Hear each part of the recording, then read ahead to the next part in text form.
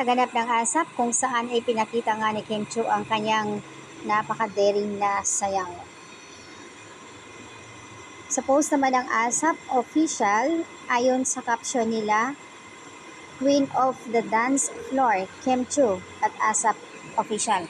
So, ayan, dahil nga napakaganda nga naman, sobrang nakakagulat pasabog ni Kim Chiu sa kanyang dance performance sa ASAP.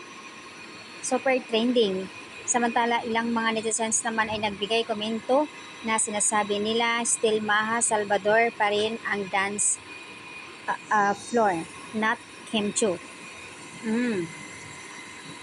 Same lang naman sila, pareho lang naman sila, and Maha, Kim, I think magkaibigan sila, pero may mga previous din silang mga pinagdaanan kasi nga dahil sa isang guy, pero pagdating naman sa work, sa ASAP, still magkaibigan sila.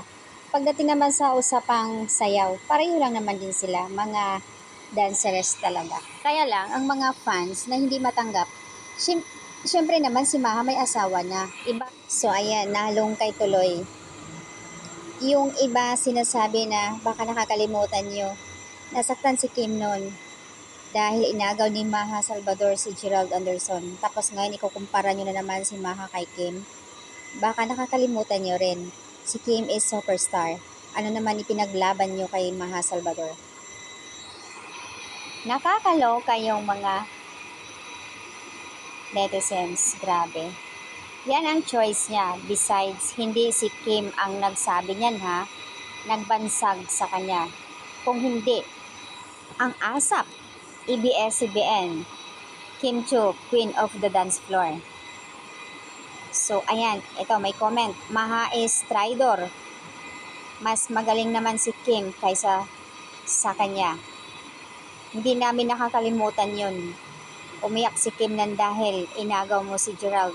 Sa kanya nilandi mo si Gerald. Ay nako, nakakaloka. So ayan guys, ang update dito, dahil kasi sa isang fans na nagsasabing still Maha pa rin. So at syempre naman nag-react ang mga Kim Pao fans dahil na-notice naman talaga nila, proof nila sa iniidolo nila na si Kim Chiu na magaling.